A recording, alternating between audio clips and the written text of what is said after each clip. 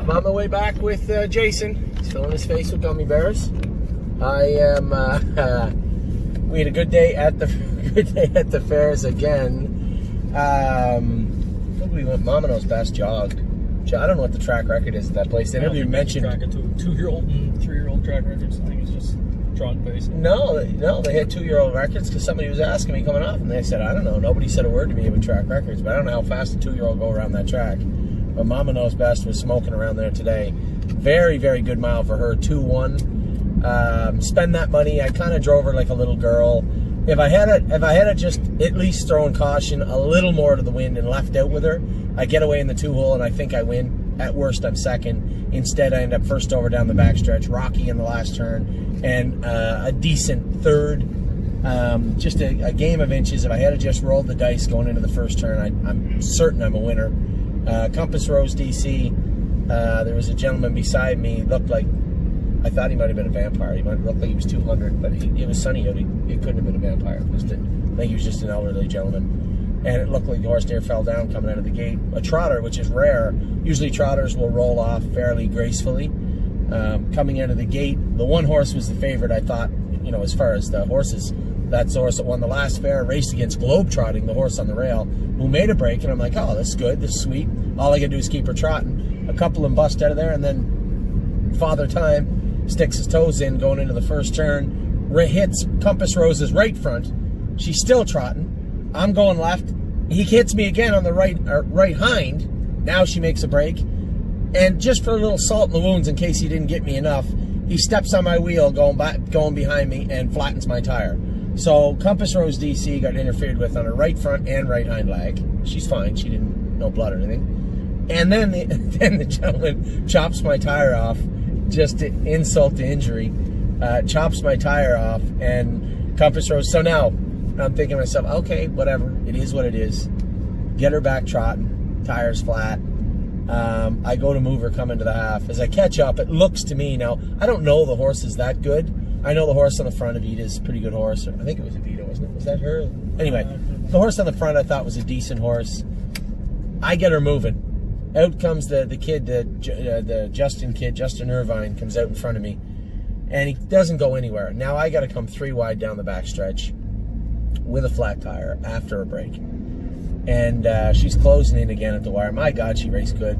Just, her line does not give her any justice. She raced fantastic today in Mount Gilead. Spend that money, raced as good as she could. Just, I needed to drive her with a little more testosterone. And a little more testosterone leaving the gate, and I think we're okay. Mama Knows Best was great. Desperado raced as good as he get. 57? 57. It's a huge mile for a 2-year-old over that. I think the other classes went 2-1, didn't they? Yeah. Yeah, we caught 57. Desperado raced his guts out, raced great again, finished third in 57. And then, who's our... Oh, Miss Meringue. The queen of the fairs put a good old-fashioned mile on. She didn't jog. She didn't jog. It went by 3/4 of a length. But she trotted hard the whole way down the lane. And it's not often I've seen her do that. Just kind of go an even, decent mile. But today, I just let her relax in the last turn. I knew the guy was coming out. As soon as he came out, I kicked the earplugs. And she trotted as hard as she could lay her legs to the ground the whole way to the wire. Just a great day for the stable. We had 2 wins. The fillies won. Second with Compass Rose DC after the multiple infractions against her in the mile. And 2/3. Both horses raced good. Spend that money raced good. And Desperado raced good. So a great day today at Mount Gilead. I got there. I'm almost there. Now, I'll admit, I'm not the earliest person to the trough. I'm late for a lot of things. I said it. I admitted it. I'm late for a few things. I woke up today, played with Addie for a minute, went to Starbucks for my wife. Then I had to... Where are the little microphone things? Oh, right there. I wanted to get the microphone so when we go and do the baby sales coming up when we go to the farms, I do it properly like Curtis and I were doing last year with the microphone. So I had to go to Curtis's, get the microphone, and then I get on my way. Now, I drank Starbucks, then I drank a bunch of water. Never dawned on me that it was a 6-hour trip. I have to go to the bathroom quite a bit. Then I wasn't listening to music and not paying attention. I missed an exit. I looked down, and my GPS says I will be there at 3:56. That's what time it said. 3:56. Just in case you're wondering, post time is 4 o'clock. I came from 65 Moffat Lane, and I wheeled in there. I made up a couple of minutes. I wheeled into Mount Gilead Racetrack at 8 minutes to 4.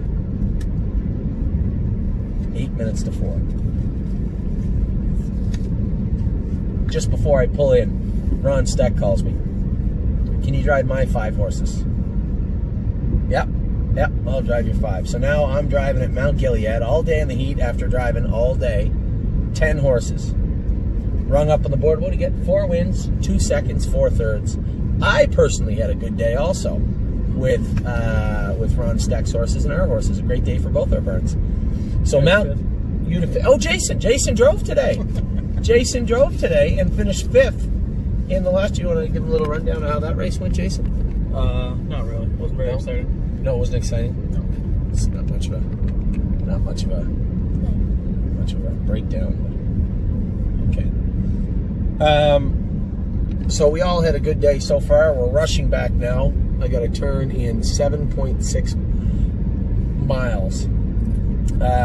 We got to avoid an accident on the highway, so we have to go on these back roads from Mount Gilead to North